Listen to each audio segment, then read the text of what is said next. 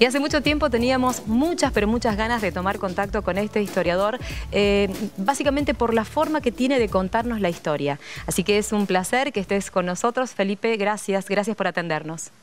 No, por favor, un placer. ¿Cómo están? Felipe, vos sabés que estamos tratando de conocer siempre un poquito de la historia y esta cuestión de la historia que va más allá de las fechas, que va más allá de...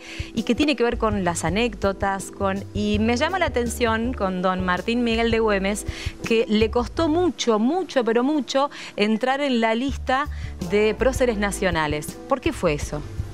Sí, tal cual. Bueno, hubo una resolución en 1907 del Consejo Nacional de Educación que decía que no podía ser prócer porque era gaucho, ¿no? Así más o menos te lo resumo.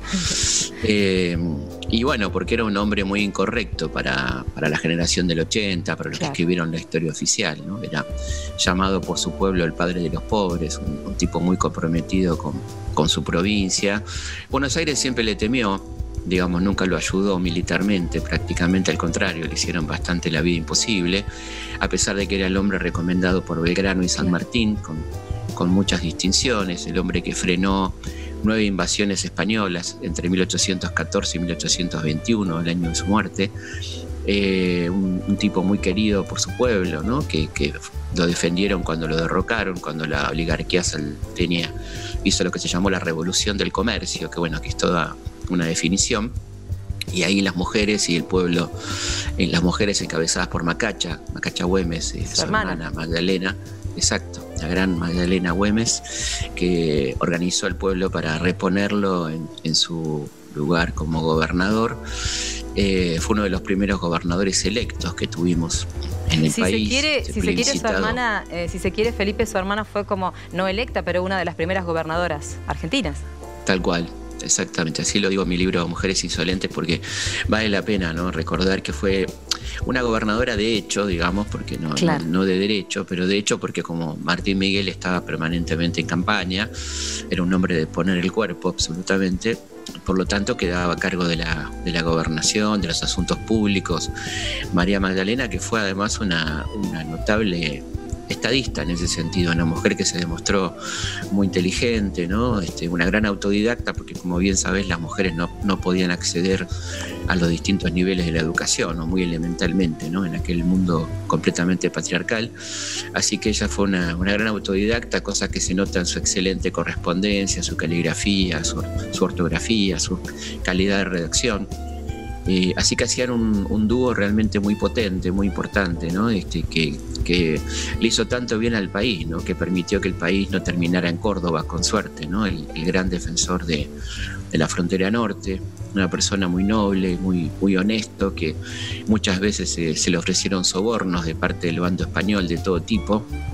Incluso cuando estaba agonizando, tuvo una lenta agonía él, le ofrecieron médicos y tratamientos, dinero, lujos, y que él rechazó absolutamente, ¿no? Muriendo muy dignamente y muy querido por todo su pueblo, ¿no? Una persona que tenía además una táctica extraordinaria que se estudia en las academias militares del mundo, ¿no? Una táctica de hacer valer a la poca cantidad de gente con el factor sorpresa, con la captura de armas al enemigo, porque casi nunca Buenos Aires le proveyó de armamento porque temía que se convirtiera en una especie de Artigas del Norte, ¿no? Claro. Nuestro querido Martín Miguel. Así que está buenísimo que lo recordemos. Me puso muy contento cuando me dijeron el tema que íbamos a hablar, porque es un tema que está ausente a pesar de que tenemos ahora un feriado, ¿no? Pero se habla muy poco de él realmente, ¿no? Vos dijiste el ataque, el factor sorpresa, y yo no puedo sino recordar algo que te escuché decir a vos, atacar a caballo un barco. Exactamente, eso fue la primera acción militar de Martín Miguel durante las invasiones inglesas, porque él estaba aquí en Buenos Aires y participó de la defensa, y con un grupo de jinetes ataca el barco Justin, un barco inglés que había quedado varado en el fango del Río de la Plata, y increíblemente es una de las pocas, debe haber muy pocos antecedentes en el mundo de que un grupo de jinetes toman un barco a caballo, ¿no? Y efectivamente lo tomaron y lo expropiaron para Buenos Aires en ese contexto, ¿no? Así que ahí nace la fama bravo, de gran jinete, de gran guerrero, de gran estratega también de Martín Miguel de Güemes. ¿Cuándo se lo empieza a tomar en cuenta, a considerarlo, sin tener que llamarlo campesino porque no querían decirle gaucho? Sí, muy interesante lo que decís. Ese era un reglamento redactado por Posadas, que era el primer director supremo que tuvieron las provincias, un unitario, el tío de Alvear, que proponía que cambie la redacción, que en vez de gauchos ponga patriota campesino, ¿no? Le molestaba la palabra gaucho. Y bueno, yo creo que todavía no se lo termina de tomar, ¿no?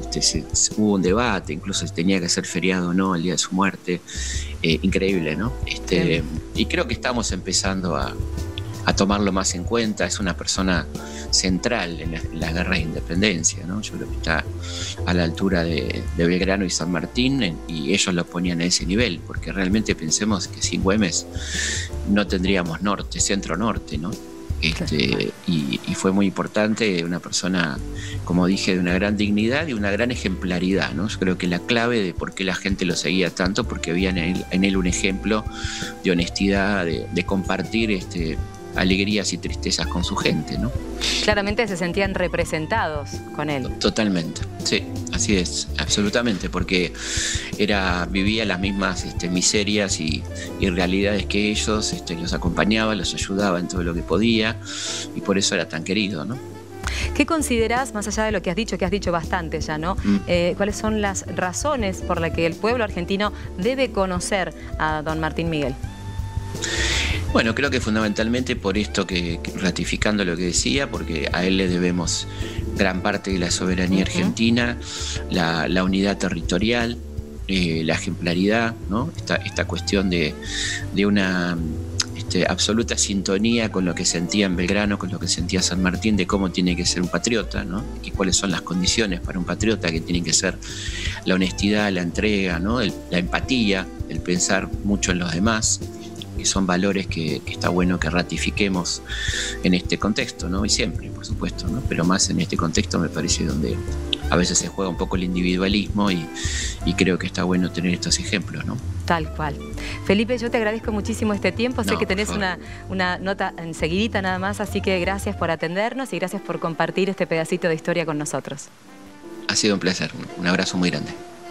Ahí estábamos entonces, historiador, profesor de historia, escritor, autor. La verdad, divino haber charlado con él y enterarnos un poquito más de la vida de don Martín Miguel de Güemes. Quien hablaba con nosotros, Felipe Piña.